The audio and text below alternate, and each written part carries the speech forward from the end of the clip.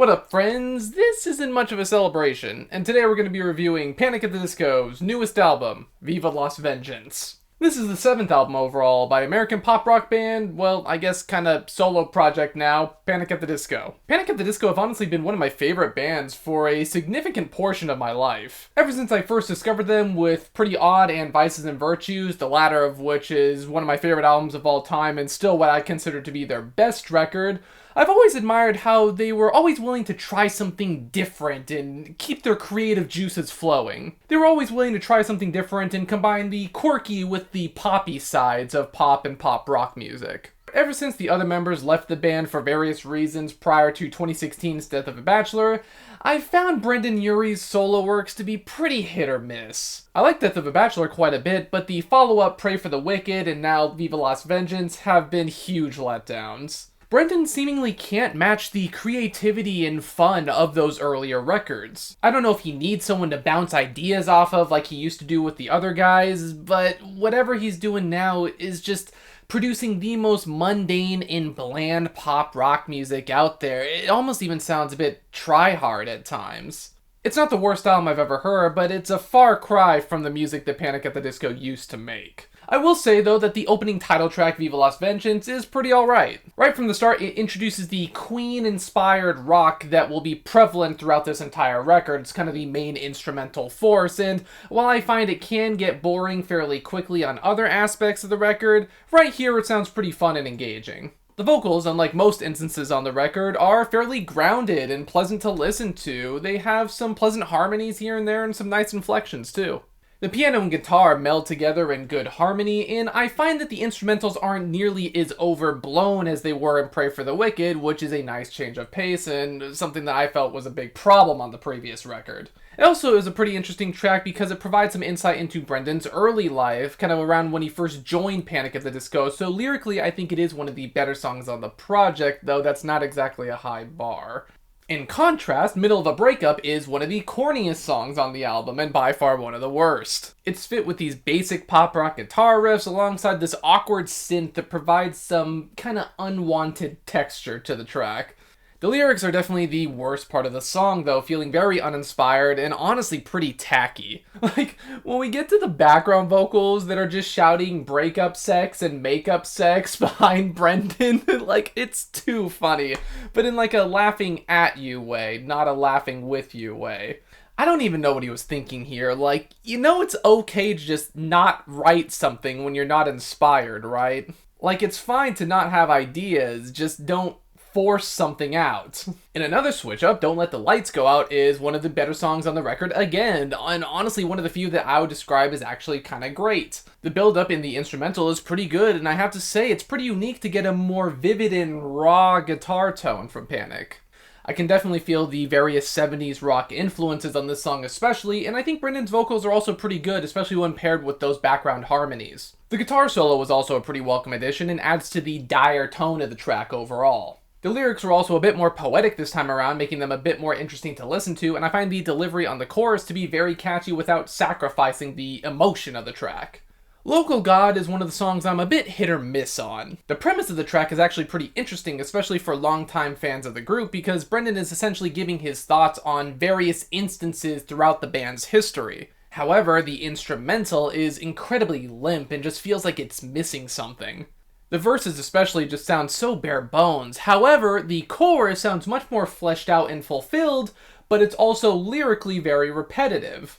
It's an odd dichotomy, being only a fan of certain parts of the song. It just feels like I can't really fully commit to the track, just like it sounds like Brendon couldn't really fully commit to the track. However, I'm also a fan of how he's kind of like praising his old members and appreciating them a little bit, how Ryan refused to sell out and just wanted to make what he wanted to make regardless of if it makes him famous or not, how John was kind of committed to defending the band back when everybody was kind of hating on them in the early Vegas scene, and also Brendon wondering how Spencer and Dallin are doing and if they're happy continuing to do what they're doing today. But again, we follow it up with Star Spangled Banner, which is one of the worst songs on the album. It's an incredibly overbearing and annoying attempt at like an arena rock Broadway combo of all things. Like, this is one of those songs that is trying so hard to be the voice of someone that it ends up being the voice of no one, and it also ends up saying nothing. The vocals and flows are awkward and stilted sounding, and Brendan really seems to be struggling to get into those higher registers on this one. The bouncy verses just do not match that overly glam chorus, and nothing about this track feels genuine. God Killed Rock and Roll is actually pretty decent, I think, feeling a bit more expansive and layered. However, this is mostly because it's taking some huge inspirations from Bohemian Rhapsody, so it's kinda hard to fuck it up when you're practically reading from the script. That said, the piano and guitar do have some bite to them, and I think Brendan's vocals for the most part are reined in to a healthy degree here. The transitions are also much better on this track compared to some of the previous ones. I'm also digging the kind of rockabilly references on certain portions of this song. It's nothing incredible, I guess, but it does have that sort of cheesy, fun energy to it that matches the aesthetic and nature of the 70s rock scene, so I can kind of appreciate it for that. The lyrics also feel like a decent autobiographical tale about him leaving Vegas for the first time, but again, they're nothing that amazing.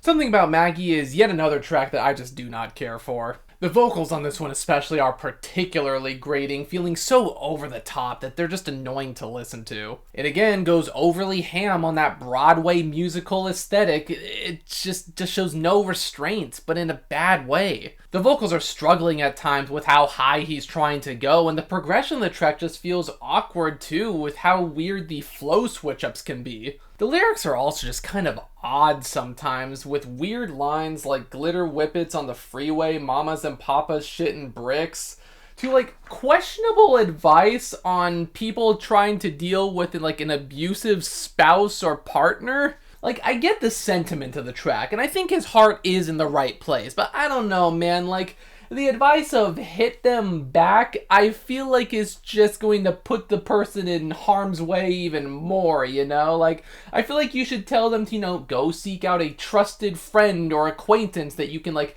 chill at their house for, get away, get yourself out of the situation, right? Go to someone that can back you up. Not, like if you have to hit them, you have to hit them, right? Do what you gotta do, but defend yourself.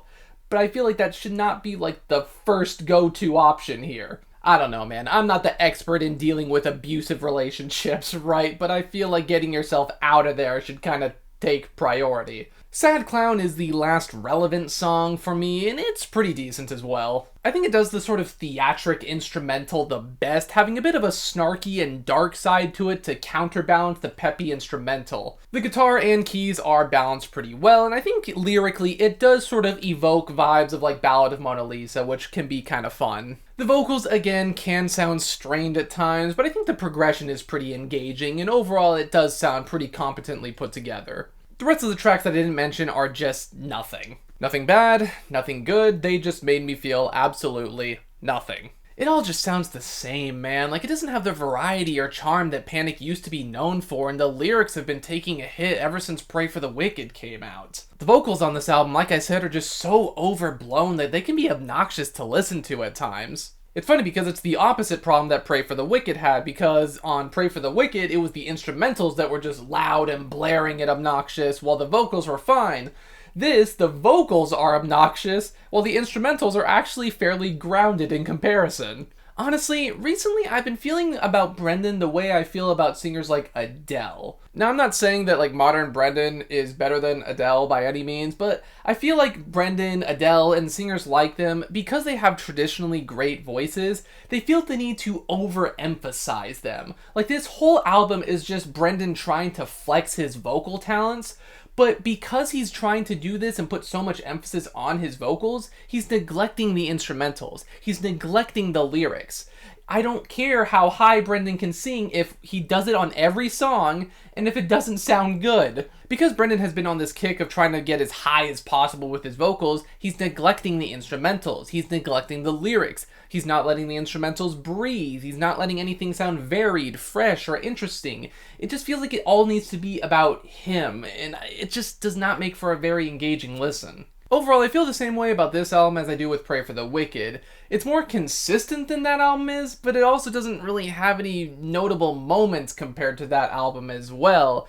It just sounds mundane and lifeless. which is funny considering how overdramatic the album is. It's not like the worst thing I've ever heard, it just makes me feel nothing. I'm feeling a light 4, I guess, on Panic at the Disco's Viva Las Vengeance. Of course, we have to talk about album covers on this show, and honestly, I don't really care for this album much either.